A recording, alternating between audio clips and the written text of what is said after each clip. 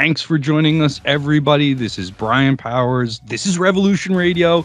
It's supported by donors, and you've heard the plug before. If you want to join our editorial board, please visit the website at www.njrevolutionradio.com, and you click on the editorial board link. If you go up to the top, there's that little square with all the menu options. Click that down. You'll see editorial board, and then you can join, and you can do what Pat did. Pat's with us again. Pat's co-hosted a few interviews, but he's going to do this interview because he's set it up. Pat contacted me. He has been following the case of Leonard Peltier for some time now. I know probably decades at this point. And he said, there's this organization. Let me reach out to him. He did the outreach, contacted Carol Gokey, who is our guest today. Carol is the national co-director of the International Leonard Peltier Defense Committee, and she said, yeah, I'll come on and let you know what's going on. There's always an update to be given because this fight's been going on for 46 years. Carol, thank you for joining us today, and Pat, thanks for setting it up, man. Let's get into it. Great. Hello, Carol, how you doing? I'm doing okay. Thank you for having me. Pleasure.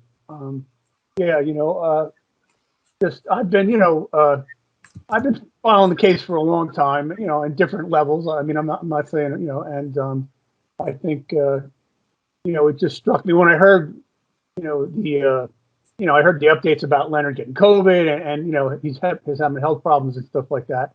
So it just kind of like really reinvigorated me into really trying to help get him out. You know what I mean? Because he really needs to get out of prison. And, it's a travesty. Like a huge travesty in a system that's a travesty, the U.S. justice system. But anyway, so I'm just wondering how his health is before we get into all the stuff. He's feeling okay. I know he has diabetes and a few other other conditions that a lot of people in their 70s get. So. Well, right now, yes, Leonard does have quite a few comorbidities. It's a tough word to say. He has an aortic aneurysm. He had triple bypass surgery on his heart about 6 years, maybe 7 years now. And so let's see, diabetes. He has kidney problems, the usual ailments, bones and joints and all of that stuff with, being an elder. And what happened when he got COVID, we first of all were not notified by the prison. We were not notified. Families and loved ones who have people in prison do not get the notification that they have COVID. They get notification, however, when they pass and they call them up, say, come pick up the body. I'm not lying. I've heard some horror stories. It's unbelievable, but there is going to be some prison. They're looking into a lot of things right now. We're hoping there's a lot of prison reform. COVID is so new and we're trying to adjust to it all over the place, but they left our prisoners behind. So anyways, Leonard was put into an isolation cell for 10 days because they said he had mild symptoms. They were not mild symptoms at all. What they did was put him into solitary confinement. A dirty, solitary confinement room with no food, no water. There was a faucet, and the faucet runs dirty water. No cups. They brought him peanut butter pouches and bread for the 10 days he was in there. He doesn't have any teeth, so he couldn't open the peanut butter pouches. So he probably lost a good 5 pounds being in there. After 5 days, he got a guard to come and give him a cup, so that he could at least run the hot water and let it cool and the sediment fall to the bottom of the cup. So he went 4 days without water. So anyways, the bottom line is he came out and he's not telling anybody how he feels now. He's not telling a soul. I can tell you right now how he feels when he talks to me, but I heard him coughing and I said, oh my gosh, you're still coughing. And he's like, no, I'm not. No, I'm not. Because he is so petrified. Him and the other inmates in there will not let the guards know that they're sick. They won't, because the isolation unit is far worse than being in their cells. So that's where we're at with that. But as far as the COVID, to any person that has either diabetes, heart condition, or the aortic aneurysm are at extremely higher risk for those things to come to fruition. Just the heart and the diabetes together cause a lot of concern and bring all of those different levels of risk that come with those comorbidities to increase. So the faster we get them out of there, the better. I wanted to ask, have vaccinations been made available to prisoners at his Oh, facility? they have. They have. He was actually one of the first to get the first round of vaccinations last year. He got his second shot. Everything seemed fine. And then when it came time for booster shots, they dropped the ball. They dropped the ball. Not only he just got his booster shot, I think, it was just a few weeks ago. But in that time, he needed a booster in October. So from October to now, he's not covered. And we've got guards wearing no masks. We've got prisoners wearing no mask. There is no sanitation. The phone is used back and forth. Nobody cleans it between. His mask is 2 years old. It falls down from his face, and it's cloth. When we go to visit, we can't wear a cloth mask, but that's what they give the inmates. They have figured out that now we've got COVID. We can start killing them off with COVID. So they're delivering his food and his medication without masks. But he was at least fortunate to get a booster shot. And let me tell you, this man is strong. This man is resilient. He's 77, but he's one hell of a fighter. I'm going to tell you that right now. He's a fighter. So that's that. Yeah, I think that's obvious from his, from his story and his life for sure that he's a fighter. And I've heard horror stories from other prisons about the conditions with the COVID. And when I was young, I was a little rambunctious and spent a little time in the county jail myself. So I know what it's like to be locked up a little bit, for a short time. And those conditions with the water and stuff, it was similar even back then, where the water is just, you can't even drink it out of the faucet. So, it's horrible. So I've had a few overnight stays, and even in those short periods of time, I've witnessed toilet bowls overflowing into crowded rooms and all kinds of stuff. So to spend, 46 years, that's how long he's been in jail, right? About 46 years now? Well, actually, that's quite a big topic right now. Leonard has served physically 46 years as of February 6th. He's in his 47th physical year. But with good time, and good time was allowed back in 1975 when this case occurred, he's been in there he's in his 47th year with the good time.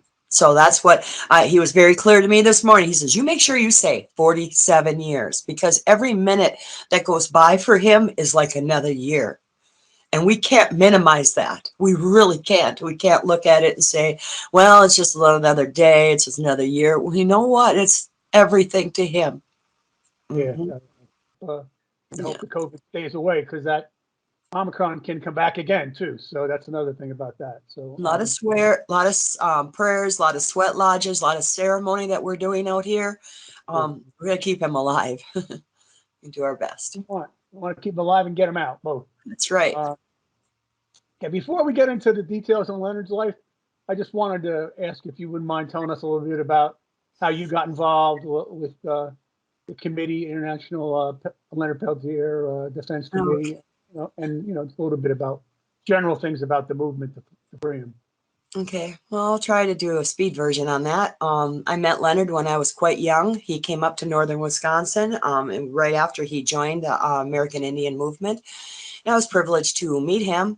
Didn't know much about him after that. It wasn't till years later that I found out that he had been arrested and this had happened. And I supported him in every single way that we could. There was no internet back then. There was no, except throwing around the book and getting people educated. Nobody knew what happened out there. Nobody, until that book was, The Spirit of Crazy Horse, was held back for 8 years. Right. So,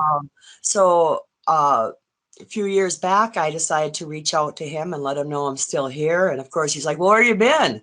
And I said, well, I didn't really know if you wanted to hear from me. And he did. And we've been friends ever since. And he talked me into joining the committee a couple of years ago, which I didn't feel I was capable of, but he did. And so that's why I'm here. And he moved me right up to the top. I now have asked Jean Roach to be co-director with me. It's a big job. It's a very big job, and it's a big pair of pants to fill. And I needed help. Jean Roach was a surviving survivor from that day at the shootout. She was 14 years old. Her little brother was 10 when this happened. And if you want, I'll go right into that if you want. Okay, good Yeah, segue. yeah, yeah. Go Yeah. ahead. Go. So what was going on? Pine Ridge was at a large unrest. Okay, back in 1973, the American Indian movement um, joined forces with each other. They brought people together from all around the United States, and they were planning on a prayer at the Wounded Knee occupation, but it ended up becoming an occupation. And it ended up becoming a battle about treaty rights. And the then tribal chairman, Dick Wilson, was very corrupt, very, very corrupt, bringing in U.S. military or U.S. Marshals, BIA police, FBI, CIA. Nobody really knew what was going on at the time, but they found out. 36 different energy companies were in the state of South Dakota. 7 of them had vested interest in the land underneath their feet. So yeah, Dick Wilson was lining his pockets with funding from the government to exploit that land and exploit those people. So in 73 they occupy, they're trying to get their treaty rights back, and they ended up walking to DC, the longest walk, and occupying the BIA building, in which that's where they found the documentation about all the sterilization that had been going on for years. And it was a reign of terror going on this reservation, Pine Ridge, for land, for resources, for money. People were expendable. And what the rule was, the traditionals had to sign off on this land. 3/4 of the traditionals had to sign off in order for the land to be transferred over to the government, or who was going to sell it to these emergency or energy parks. And they weren't getting the signatures. And so Dick Wilson and his band of goons decided to start terrorizing the elders and the traditionals on Pine Ridge. And that's when they reached out to the newly formed American Indian movement and said, please come and help us. We need protection. We need somebody to help us. They're trying to take our land and we will not sell it. So American Indian movement came in, and they're not a militant group beyond above and beyond what everybody thinks. No, not at all. They're defenders and protectors, and that's what they did. In fact, Leonard taught go back to the boarding schools here. Most of these people lost their culture, lost their heritage, lost their ability to know how to farm, how to raise animals, livestock, all of that. That's all gone. So one thing they wanted to do was to teach them ceremony. And remember, back in 1975, it was illegal to perform any religious ceremonies for Native Americans, completely illegal. And so Leonard and his group, there was several different groups. Leonard believed in no alcohol, no drugs, respect to women, respect to children, respect to the elders. And they took a horse-drawn plow, attached it to the back of a car. And if you've ever been to South Dakota, down that area, that earth is hard as a rock. And they took that plow and they went back and forth to till that ground, to teach these people how to garden. And they did. It took them a long time, but they did. And they put a garden together. They had ceremony with them. They taught them respect. They were respected. And then whatever happened, Dick Wilson was not happy about this. He was not happy. He was not getting those signatures. And on this particular day, Dick Wilson was actually in DC with forged signatures for 1/8 of the reservation on this day. It was a smokescreen. Leonard and them, their camp, the Jumping Bow property is huge property. Their camp was way in the back. They woke up to pancakes, Neelock making pancakes. And then all of a sudden they hear gunshots, they hear gunfire. Leonard takes all the women, all the children down to the creek, because this is not just somebody at a shooting range. And again, remember, they're living in the reign of terror. So they don't know. Gunfire was everywhere. And so he brings these kids down to the creek to get them safe, walks the tree line back up to the property, and sees 2 men up on the top shooting down 2 men, plainclothes, unmarked cars. Nobody has a clue who they are. As far as they knew, they were Dick Wilson and his goons, who were going around driving people off the road, killing people, murdering people, raping women, you name it. No holds barred here. And they had no clue, so they took fire back. They took fire back. And the government to this day has conflicting stories as to why those two men were even there. And those two men died. And within a minute and a half, a sniper was there, and Joe Stunts died. Joe Stunts was hit right between the eyes. Okay. And so this was planned. This was definitely planned. We have no proof. We can't put that Can I- together. Yeah. Who Joe Stunts is? Joe Stunts was one of the AIM members that was there. He was 21 years old. He was there to help. You had a lot of people, like I said, from AIM coming from around the country to this area to help defend what was going on. Joe Stunts was from the area, and he was 21. All the other people there, most of them were under 21 years old. They were children. Their parents were trying to get them to learn their ceremonial ways, again, gardening and their heritage and their culture. That was why they had them in that area. No clue that this was going to erupt. So after this happened, and just to mention, Jumping Bull Residence is about 15-20 minutes outside of Oglala. So if this was an isolated incident of these two men chasing a truck, which we don't even know, no one knows where that truck ever went, for a pair of boots that were stolen in Nebraska, well, that's not even their jurisdiction. Nebraska, go deal with that in Nebraska, not here.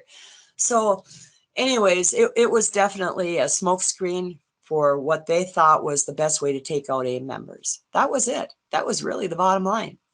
And after all was said and done, these guys took off. And Edgar Bear Runner, wonderful. We've lost Edgar last year, but he was the one that was able to keep them at bay enough for Leonard, Dino, Bob, and Neelock, and these 12 kids to take off.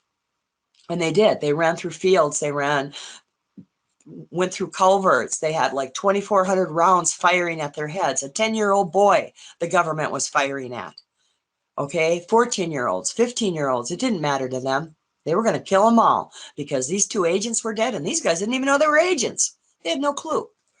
So they got away. They did get away. Leonard ended up getting to Canada. And of course, they used coerced witness statements from Myrtle Poorbear to get him out of Canada, illegally got him out of Canada. So that's how that happened. There's so much more to it. It's just so hard to get it all in there. Read the book. Read In the Spirit of Crazy Horse. There's an Audible version. It's the Bible of Leonard's case. Okay, that will explain everything. And it goes all the way back 530 years from what the Native Americans have been dealing with through all time. Okay, for land and resources. I have no words for that. Long struggle, and it continues. It's I just bought In the Spirit of Crazy Horse. I'm going to I've never read it, but I'm gonna start reading it. So people should do that too if they can. So Yeah. And I wanted to mention real quick in the prison writings book that Leonard wrote after there's another Prison Writings 2 is coming out too, but in Prison Writings, you have Leonard's words from that day. Leonard's words, he goes through the whole day.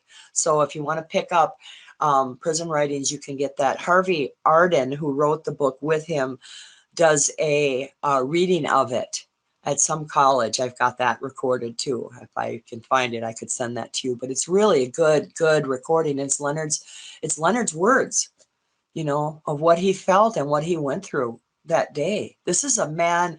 I know you asked me to talk about what kind of man Leonard is, so I really want to do that now. There's a lot of misinformation out there, a lot of stories that even go back as far as Annie Mae Aquash. Okay, Annie Mae Aquash was a dear friend to him. They bad-jacketed this woman, and this is what they did. There was a program called it was COINTELPRO, counterintelligence program, and they used all kinds of dirty methods. They were rotten. This was our rotten side of our government. And that's what they did. Divide and conquer, right? Make some of them look like informants, and then they'll start fighting each other. And they felt like that they put a hit out on this woman, and they didn't. The American Indian movement never put a hit out on anybody. They were a movement for peace, for culture, for heritage, for ceremony. And the government through the years has spread so much ugly propaganda. People don't know what to believe. Well, guess what? We work off of facts. We work off of documents. We work off of circumstance that happened that we have proof of. And I have proof of all this. And plus, I know Leonard. Leonard is been the same person he was when he was 9 years old. He's a good and kind person. He helps others. This man has never even owned more than 2 shirts in his whole life. And why is that? Because he gives the shirt off his back for other people. You might think that I'm building this up, but I'm not. This is who he is. We've got track record. Wherever he goes, he's there to fight for his people. He has never one time shown disrespect for others, not women, not children, not elders. In fact, he's done just the opposite. He's stood up for women and children and elders. And he even had a mechanic shop in Seattle. And in this shop, he ended up going bankrupt because all the activists in the area needed their cars fixed and none of them had money. But upstairs of this mechanic shop, he had empty space. So what he did, he utilized it for women coming out of prison, going into the world for transition. So he did that to help them do that. And again, through the years, Leonard's been in prison. He's learned how to draw and to paint. He's an accomplished author and poet.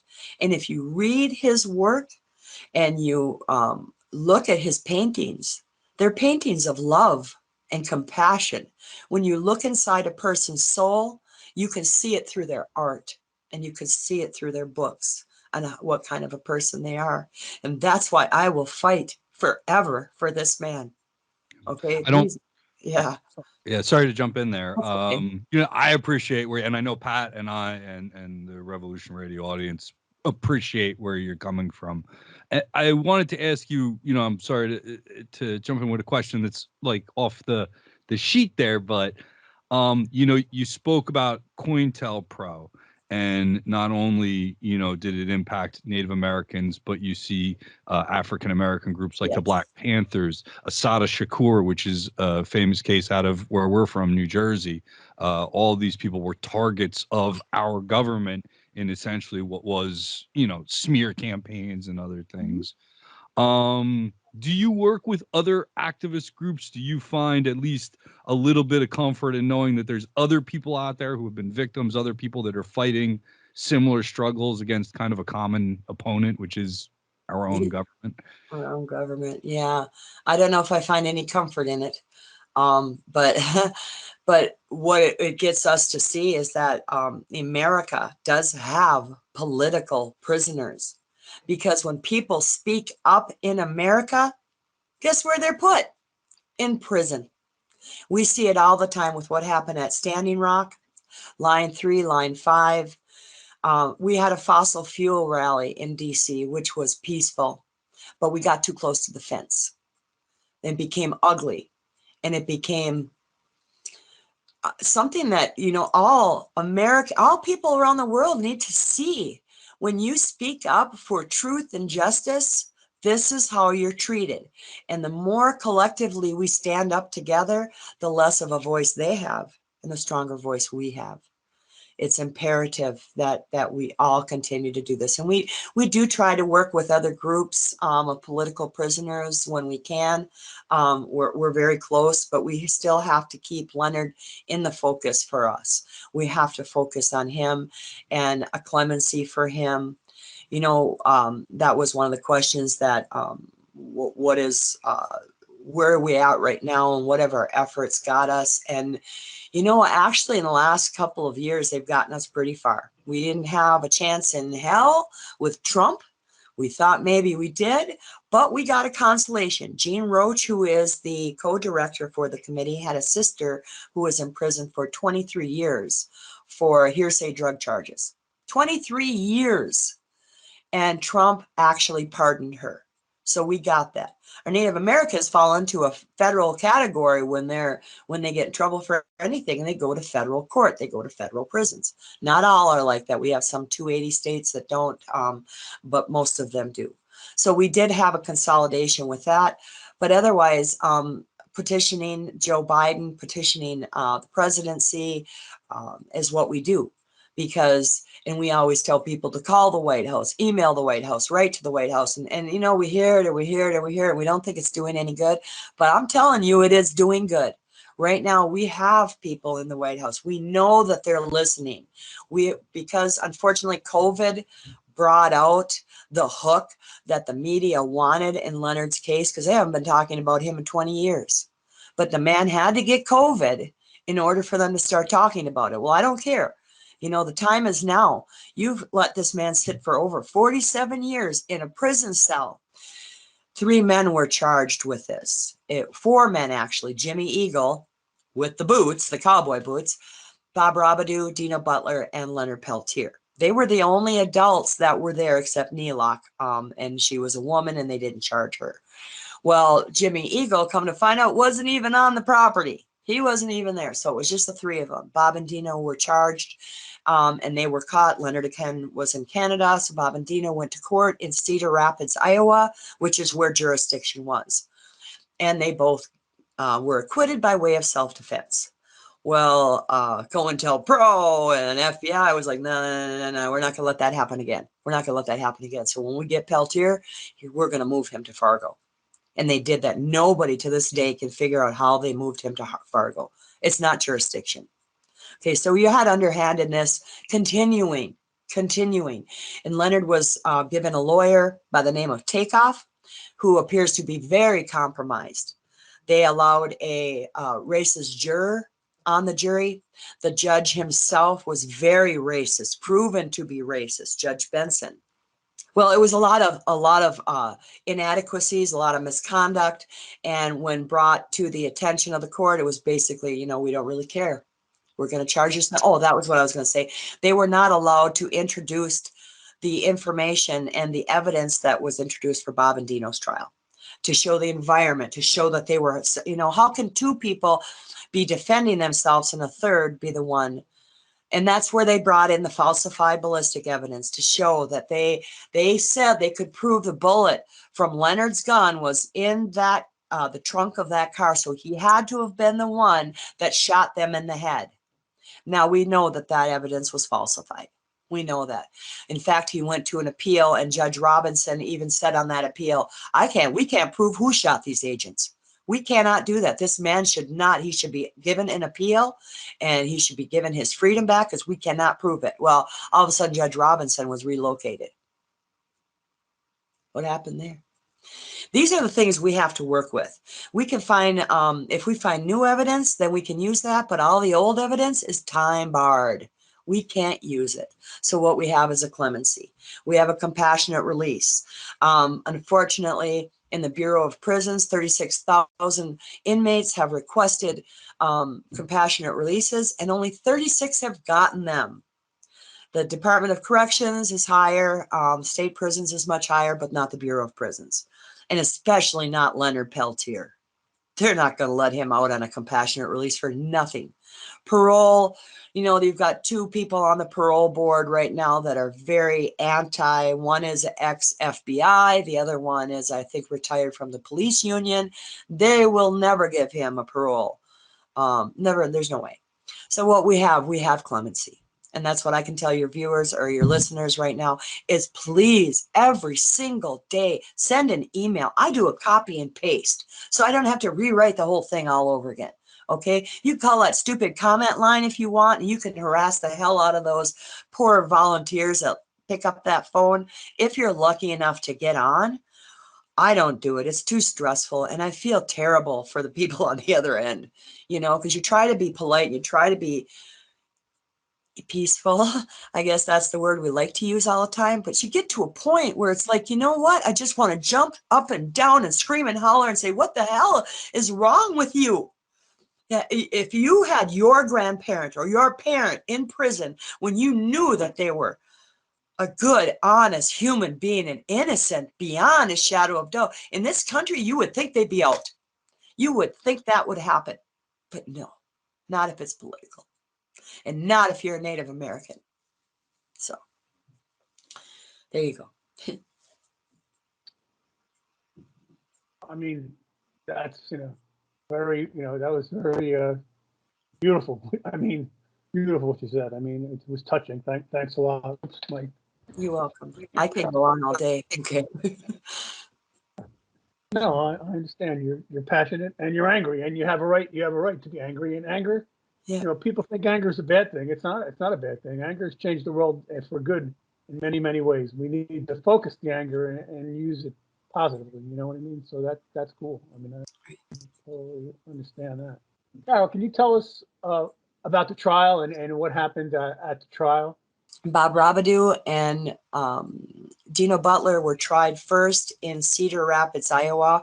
Got a very fair trial. Were able to introduce the environment that they were in, and were both acquitted by way of self-defense. Leonard at the time was in Canada. FBI apparently didn't like that. They were acquitted, and they very clearly said somebody has to pay for this. So they coerced a poor woman into saying that she was his girlfriend and that she saw him shoot these two agents at close range. And of course, later, and that was what got him from Canada down to the United States. But then he was not allowed. They moved the trial to Fargo. Nobody knows why the trial was moved to Fargo. Well, how they moved it to Fargo. We know why, because Judge Benson was a very racist judge. He'd been dealing with Native Americans for a long time, and he was the perfect choice for them. This is how they did this. They railroaded Leonard into jail or court in Fargo. They made it. They did not allow the same testimony and evidence into trial that they did for Bob and Dino. So they were not allowed to tell the jurors anything about what was going on, the reign of terror. They were not allowed to talk about any of that. They actually kept these jurors in a bunker type place where they couldn't have any contact with the outside world. They were told they would be brought to the courthouse on a bus with the windows blackened. And they were told the fear of God was put into them, that the Indians are going to harm them. Okay. They put the fear of God into them, that the natives are bad, bad people. And you need to do what's right here, because otherwise they're going to come after all of us. Plain and simple. And even one juror had told a friend of hers that she hated Indians, and the friend contacted the court, and the judge asked if both sides, if we would excuse that juror, and the defense, actually the prosecution says we don't have a problem with it, but the defense lawyer said, and this is takeoff, this is again probably highly probable that this man was compromised, because he said, oh no, let's keep her there because I like to know, I like to keep my enemies close so I know what they're doing. You don't do that with a juror. First of all, you don't do that. So anyways, what happened was Leonard was railroaded. They based his case on theory. And again, James Reynolds' letter, if you guys are familiar with that letter, goes over all of that theory and all of those lies and all of that misconduct. And that tells you what they did to this man. Yeah, that James Reynolds, the original prosecutor, wrote a letter basically saying that the trial was a travesty, and that is like unheard of. I mean, prosecutors do not do that. You know what I mean? In horrible, horrible cases where there's all kinds of misconduct and withheld evidence and all that. I mean, because I follow this stuff a little bit, and prosecutors don't do that. That's really unheard of, So I mean, and let me tell you how that happened. I was able to find out how that happened. He did write a letter back in 2016, and he was sitting at home watching TV. James Reynolds was, and he was retired at this point, and he was watching an episode of Democracy Now! With Amy Goodman, and she had Leonard's lawyer, Marty Garbus, on there, along with Norman Brown, who Norman was 14, just turned 15 at the time of the shootout. And as they were talking, Norman says, you know what? I'm really tired of people demonizing Leonard. I'm really tired of people talking about Leonard like he's a horrible man. And I want to make sure you all know what kind of a man he is. I knew him. I knew this man and I cared about this man. This man cared about us. He respected us. We were children and he did nothing but show that kind of respect to us and just kind of went on about this. Well, anyways, James Reynolds is in his living room and he's watching this. And the next day he reached out to Leonard's lawyer, Marty Garbus, and said, you know what? I want to help because I was there and I was party to this and I want to help. So he wrote the first letter, which was just a small letter, basically saying, taxpayers shouldn't be paying for this anymore. Enough is enough. This, we never really had proof to begin with, but it wasn't like the second letter. The letter we got last year was verbatim everything that they did to this man. Everything that they did. It's a scathing letter to the president. So it holds a lot of weight. It actually does. Yeah, it's really. I mean, he made a big mistake back in the day, which was a very serious mistake. But at least he's trying to make up for it when that shows a certain character that it's nice to see on his part. Right. So, Carol, what can people in the audience do to help the struggle to support Leonard, to free Leonard? Okay. Well, thank you. What they can do, if at all possible, join our actions any place we are at. We are planning an action right now up to Turtle Mountain, where Leonard is from. We are bringing prayer up there. We are bringing it from us, from the delegation, and we are going to go up there and have prayer ceremony all day, and we're going to take that prayer back with us and take it with us to DC. And we want to make a big statement in DC. We want to be loud. We want to be clear. We want to be peaceful in prayer, and we want Joe Biden to see us, and we want Joe Biden to hear us. And so that's one thing that we do. We put our boots to the ground all the time. But what others can do that can't make it to DC or can't make it to Turtle Mountain or can't make it to a rally they see for Leonard, they can contact the ILPDC. The website is whoisleonardpeltier.info. And my phone number and address is on there. The email address is on there. Reach out, ask to be a volunteer. What we have right now it's not a lot, but it's enough. We have postcard campaign. If you know organizations or groups that would sign postcards, those all go to Joe Biden. And everything that we send to the Biden administration adds weight to this clemency. It adds weight to it. When he sees that his constituents really want this man freed, that's what he works off of. He might work off of politics and is this going to get me reelected and all that? Well, we're working really hard. We've got over 135 legislators on board with us now that support Leonard's release, along with Pope Francis, along with 2 cardinals, one of which is a cardinal in the White House. We've got archdioceses, we've got churches, we've got people all over showing support. So what I'm saying is they can call the White House, they can email the White House, they can send letters to the White House, they can get their state representatives or senators or congressmen and that's a big process. I know that. I know it's a big process. You can use these words all day.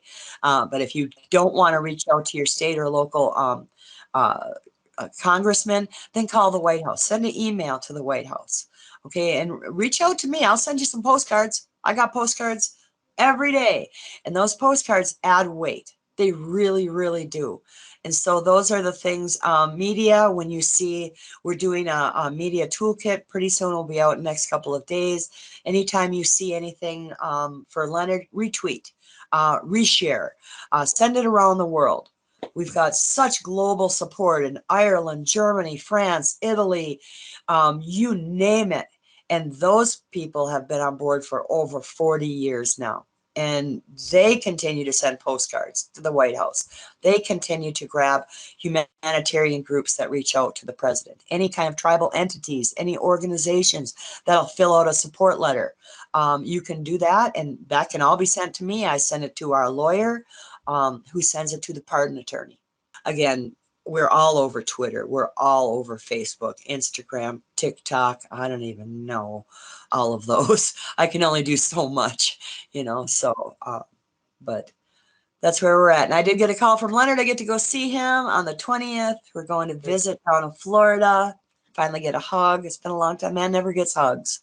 never gets hugs, So Give them more love. I will do that. Absolutely.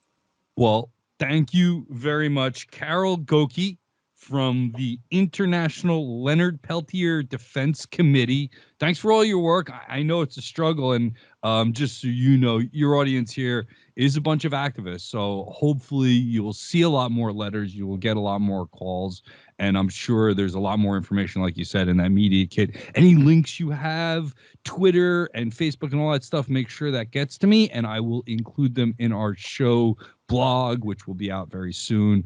But I wanted to thank you very much for coming here to Revolution Radio, and I wish you nothing but the best of luck. It's hard. I know that it's a very hard struggle, but I hope there are times where it's rewarding for you, even though you haven't reached your ultimate goal. I hope you can see that light sometimes. Pat, anything to add before we go?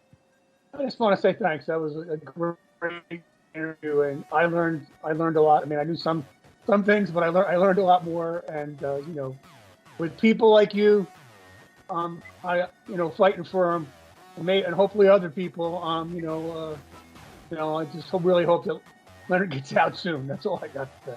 Because it really needs to be let out. Thank you to you, Pat. Thank you to all our members of our editorial board.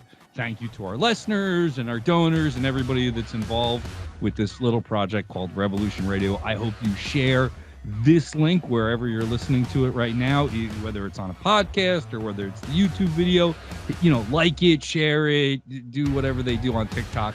I don't know what they do on TikTok. I really don't. But whatever you do with it on TikTok, do that with it. And we hope to see you the next time. Thanks for tuning in once again. This is Brian Powers, my comrade Pat Fahey, our guest Carol Goki, and we'll see you soon again on Revolution Radio.